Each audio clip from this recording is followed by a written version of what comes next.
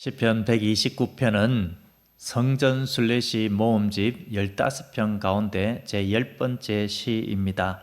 이 시에는 하나님의 백성 이스라엘을 대적들이 끊임없이 괴롭혔다라는 것을 하나님 앞에 고발하고 있습니다. 그렇지만 그들이 이기지 못하게 하나님께서 지켜주셨다. 그리하여 마침내 하나님께서 이기게 하셨다라는 고백을 하고 있습니다. 1절에서 이스라엘이 오래전부터 대적들로부터 괴롭힘을 당한 사실을 주님 앞에 아뢰고 있습니다. 1절을 보면은 이스라엘은 이제 말하기를 그들이 내가 어릴 때부터 여러 번 나를 괴롭혔도다 라고 말하고 있습니다. 이스라엘을 여러 번 괴롭혔던 대적들은 누구이겠습니까? 이스라엘이 이제 나라가 생기기 전에부터 괴롭힌 자들, 그들은 애굽이라고 볼 수가 있겠죠. 애굽의 종살이를 했죠. 그리고 이제 출애굽한 이후에도 끊임없이 이스라엘은 많은 대적들로부터 괴롭힘을 당했습니다. 가나안 땅에서 블레셋, 모압, 암몬 이런 대적들, 그리고 나라가 온전히 이제 다윗 왕국 때부터 보더라도 아수르와 같은 나라, 그리고 또 바벨론에 의하여서도 3번의 침략을 받고, 그리고 완전히 망한 것은 아니지만 일시적으로 그들은 망했습니다. 로마에 의해서도 이스라엘이 완전히 망한 것처럼 보였지만 그러나 망하지는 않았죠. 로마도 이스라엘을 괴롭힌 대적 중에 하나이겠죠. 그런데 놀라운 고백을 2절에서 하고 있습니다. 대적들이 끝없이 괴롭혔지만 끝내 이기지 못했다라는 것이죠. 2절을 우리 같이 한 번 더 읽어보겠습니다. 시작. 그들이 내가 어릴 때부터 여러 번 나를 괴롭혔으나 나를 이기지 못하였도다. 여기서 이기지 못하였도다 라고 번역이 되어 있는 이 히브리 단어는 이기다라는 뜻도 있고 억제하다, 억압하다 이런 뜻도 있고 얻다라는 뜻도 있습니다. 그러니까 그들이 끊임없이 괴롭히고 압제하면서 이스라엘을 그들이 얻으려고, 그러니까 완전히 망하게 하고 자기들의 소유가 되게 하려고 했지만, 잠시 그런 모습을 보이는 듯 하기도 했지만 끝내 이기지 못했다라는 것이죠. 바벨론에 의하여서 망한 듯 하였지만 하나님께서 다시금 돌아오게 하시고, 로마에 의하여서 완전히 망한 것처럼 보였지만 그들은 오늘날 20세기에 와서 다시 이스라엘을 세운 것이 아닙니까?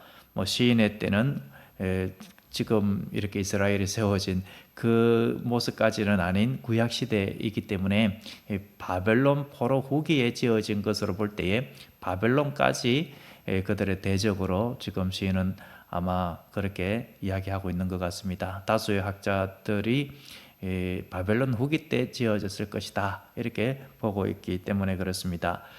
하나님의 전적인 보호하심, 하나님의 도우심의 손길로 인하여서 대적들은 끝까지 이기지 못하게 하시고 마침내 이스라엘이 이기게 해 주셨던 것입니다.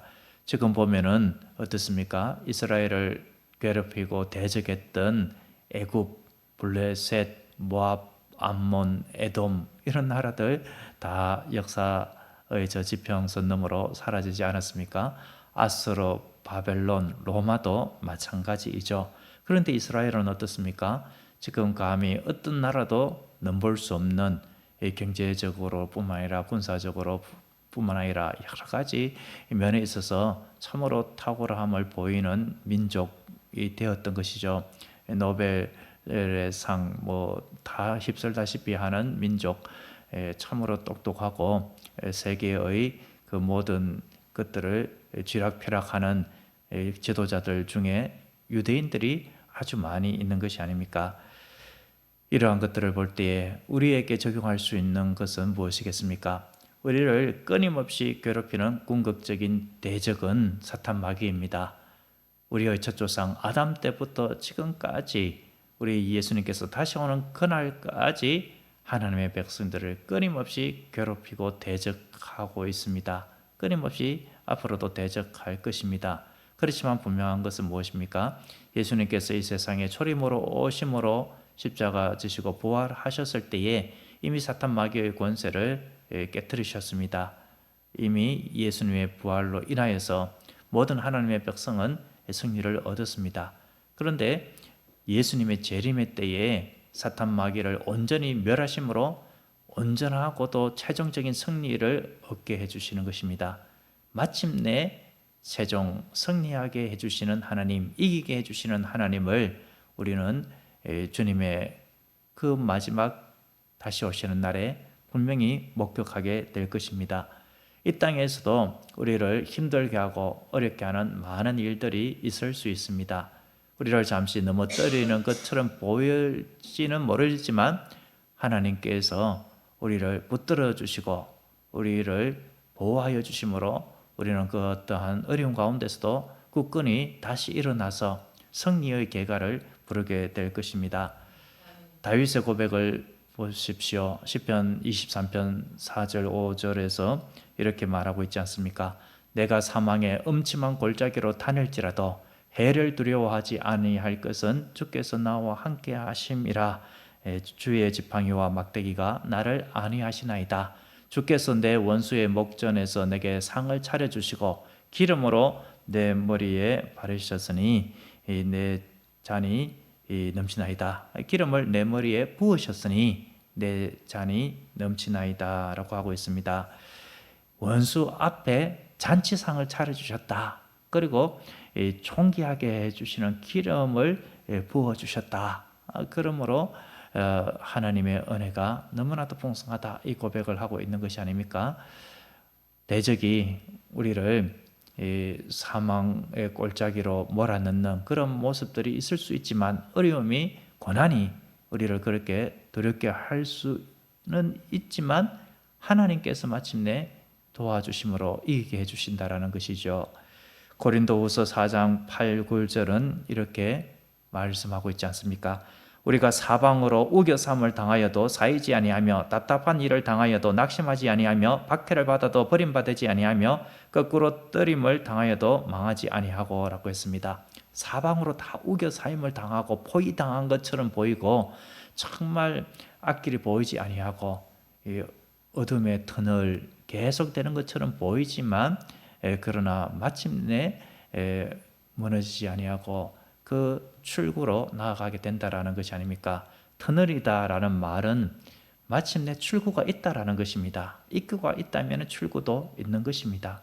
어떤 거는 터널이 4km 이상 더 가는 것도 봤습니다. 십리길도 더 가는 그 터널이 계속해서 이어지고 있지만 마침내 환한 출구가 나오는 법입니다. 요셉은 형들에게 팔려서 노예가 되었지요. 수많은 고초를 당했지만 그러나 끝끝내 넘어지지 아니하고 하나님께서 일으켜 주심으로 마침내 애굽의 총리가 된 것이 아닙니까? 다니엘과 세 친구도 마찬가지가 아닙니까? 사자굴에 떨어지고 풀무불에 떨어지는 일이 있지만 하나님께서 마침내 그 모든 것에서 건져내어 주시고 최종 승리하게 해주신 것이 아닙니까?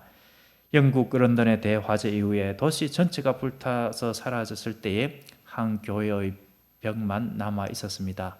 그런데 그 벽돌 사이에 이런 문구가 새겨져 있었습니다. 그러나 무너지지 않았다. 그러나 무너지지 않았다. 이 벽에 그 탐은 남아 있었던 것이다. 하나님의 교회는 여전히 남아 있었다. 이것을 상징하는 문구인 것입니다. 완전히 다 무너진 것이 아니라 그렇지만 하나님의 교회는 남아 있다. 이것을 한 교회의 벽이 남아 있는 모습을 통하여서 보여주고 있는 것입니다. 오늘날도 우리 인생의 직장에서, 우리의 가정에서 또 여러 가지 일을 겪으면서 우리를 넘어뜨릴 만한 많은 어려움이 생길 수가 있습니다. 그러나 주님께서 붙으시면은 결코 무너지지 않는 줄로 믿습니다. 고난이 있을 수는 있지만 하나님께서 함께 하시면 결코 무너지지 않습니다. 고난과 역경은 잠시이지만 하나님의 은혜는 영원합니다. 그러므로 오늘 우리는 마침내 이기게 하시는 주님을 신뢰하며 주님만을 바라봐야 하겠습니다. 오늘 말씀을 통하여서 주님의 백성은 결코 대적에게 넘어가지 않도록 지켜주시는 하나님의 은혜, 이 은혜를 붙들 때에 우리는 어떠한 형편에서 처했든지 마침내 승리하게 될 줄로 믿습니다. 기도하겠습니다. 하나님 아버지, 오늘도 우리의 삶 속에 끊임없이 괴롭히는 사탄 마귀의 세력이 있고 또 수많은 어려움이 있지만 마침내 이기게 하여 주시는 주님을 바라보게 하시니 감사합니다. 십자가와 부활로 이미 승리하신 주님을 바라보게 하여 주시고 마침내 재림 때에 완전한 승리를 주실 주님을 신뢰하게 하옵소서. 그리하여 우리의 삶이 원수의 목전에서도 잔치를 베풀어 주시는 하나님을 찬송하게 하시고 끝까지 믿음으로 승리하는 우리 모두 다 되게 하옵소서. 예수 그리스도의 이름으로 기도드립니다. 아멘.